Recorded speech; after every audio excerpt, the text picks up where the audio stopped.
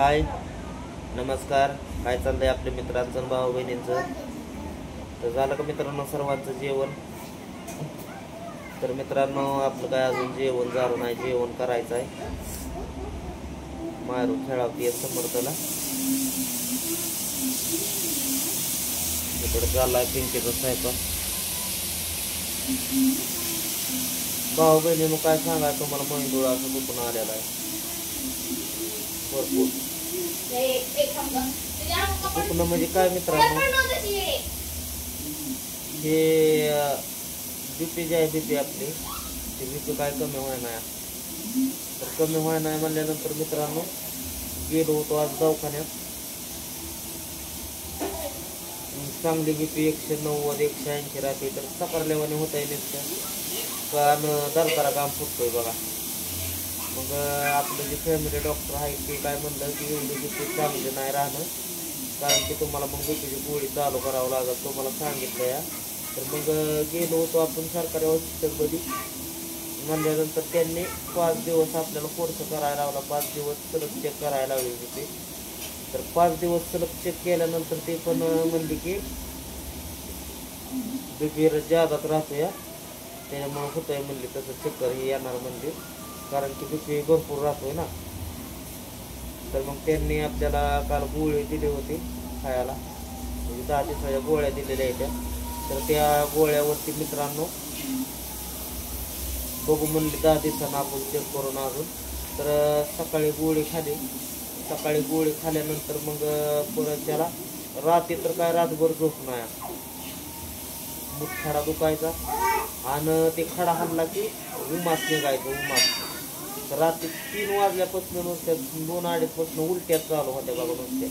पोटात तर एक अन्नाचा पण राहिला नाही, जेवण पण करू वाटाना, तोंडाला चवच नाही, कसले सपाक द्यायला लागतंय. तर आज गोळी खाली होती म्हणल्यानंतर गेलो होतो आपल्या फॅमिली डॉक्टरकडे. तर ते बीपी म्हणलं आल्यात कमी, गोळी चालू केली काय म्हणलं, हा म्हणलं केली या. मग त्यांनी इंजेक्शनही दिलं. तर आज दिवसभर मित्रांनो घरीच होतो, कारण की इंजेक्शन केलं आणि इंजेक्शन करून गोळ्या खाऊन झोपलो होतो. नुसता हातापायाला गळाटा झालाय बघा. गळाटा म्हणजे काय तुम्हाला सांगायला, असं उभं राहिलं की नुसतं फेकून दिल्यावर होत आहे, चक्करच येते. ती सोनोग्राफी काढायची आपल्याला, ती पण अजून सोनोग्राफीला गेलो नाही. कामाचं बी खाडं व्हायला लागलं मित्रांनो, कारण की तब्येत ठीक नसल्यावर मग दररोज फोन येतोय तर त्याला मुकदमाचा. तब्येत ठीक नसल्यावर मित्र काय करणार, ते म्हणला चला आपण जाऊ म्हणला तिकडे, नाहीतर मग वाद्यनगरला सविस्तर मॅडमच्या. म्हणलं बघू थांब मला इथं बघू दे, मग त्यानंतर जाऊ म्हणलं आपण. डॉक्टर म्हणला कशाचं टेन्शन घेत आहे, काय होत आहे का. आता टेन्शन डॉक्टरांना सांगून जमून का आपल्याला कशाचं टेन्शन घेत आहे कशाचं नाही म्हणून. आता टेन्शन तर आल्याशिवाय राहतंय का भाऊ बहिणीनं. 4 दिवस असं की 4 दिवस आपलं कसं तोंडात सुद्धा असं जर पडल्यासारखं झालं त्या उष्णताने.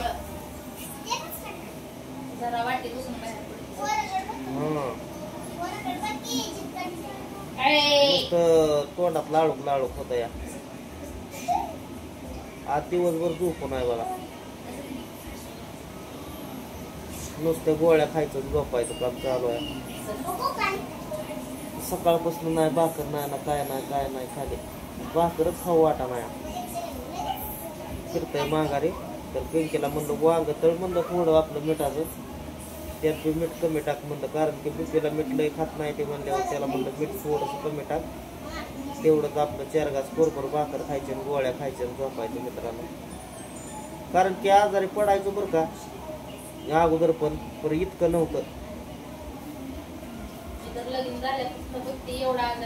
कधीच नाही.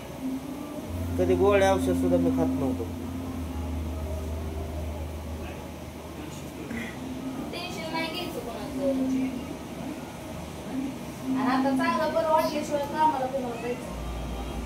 काय कामाला नाही जायचं तर काय खायचं काय जायचं आपलं तसंच करायचं, काय करायचं.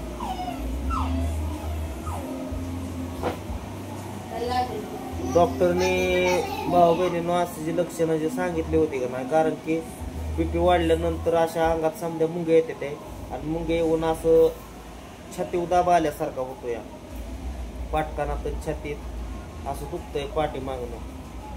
तर डॉक्टर म्हणलं की एवढी बीपी म्हणजे धोकादायक आहे, तर त्यामुळे ती गोळी तुम्हाला चालू करून घ्यावी लागेल. कारण की कसं आहे मित्रांनो, आपल्या म्हणजे मी म्हणलं कसं काय बीपीचा त्रास, तर ते म्हणलं की आई वडिलाला असल्यानंतर असतो ते होतो. आता आपल्यात राहायला बीपीचा ते त्रास होता, आता आपल्या मागे लागला बीपीचा त्रास. डोळं नीन बघा किती खोरखोर गेल्यावर वाटते तयार. भरपूर असं सकाळी तर काय सांगायचं तुम्हाला, नाकून तोंडून जेव्हा समजा जात असं नुसतं उभं राहूनच बसू वाटायला लगेच घामच फुटतोय बघा दरदरात. नुसतं झोपावं, असं झोपलं तरी झोपून तरी वाटतंय का सारखं झोपावं म्हणून.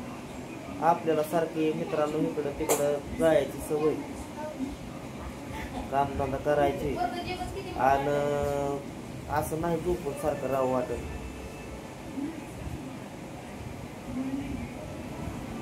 नुसत्या हातापायात मुंग्या चालू आहे त्या मुंग्या येते त्या गोटीत असं दाटल्यावर होत या. मुतखडा हल्ला की उलट्या झाल्या भावा.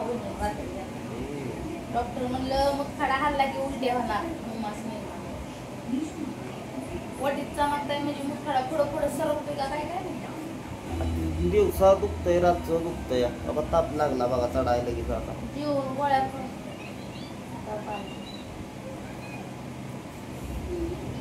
संध्याकाळ झाली की ताप चढ. पण नव्हतंच, अचानकच झालंय हे बरं का. टेन्शन भरपूर घेतलंय आधीच. टेन्शन आहेच भाऊ बहिणीनं सारखं डोक्याला, काय करायचं. नॉर्मल राहायचं, किती काय झालं तरी टेन्शन घ्यायचं. खाऊन घेऊन खाऊच वाटलं तर काय खायचं.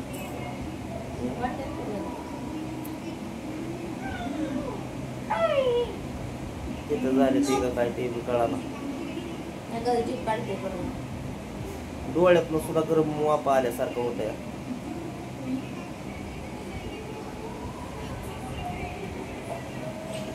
छाती दाब येतोय का तरी डॉक्टर म्हणलं का नाही, छाती येतोय का, छाती दुखते काय म्हणलं का नाही. इंजेक्शन द्यायच्या अगोदर दुखते छाती काय तर त्याला ECG बी त्यांनी काढायला लावलेले आहे. छातीची पट्टी काढायला लावलेली आहे, सोनोग्राफी करायला लावलेली आहे.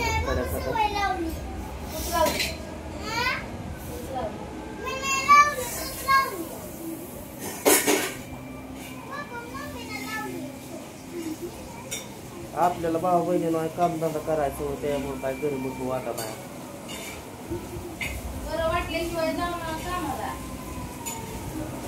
असं ओटीत नुसतं ताटल्यावर होतंय बघा.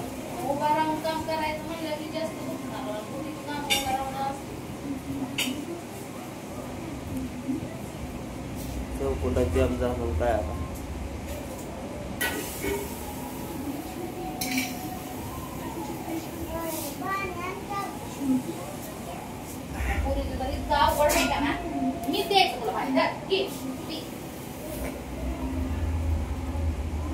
आज कमी बीपी गोळे खाल्ल्यामुळे तर राहिला, तरी पण चक्कर अजून येते. अशक्तपणा भाऊ बहिणीनं भरपूर आलेला आहे. अशक्तपणा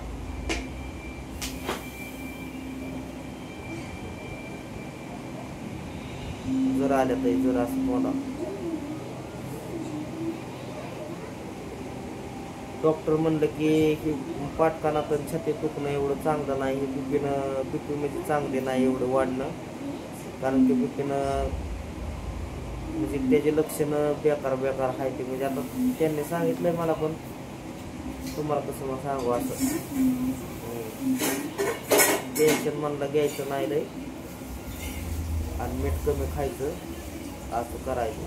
टेन्शन घ्यायचं नाही, ते बीपीची गोळी चालू ठेवावं लागेल तुम्हाला कायम.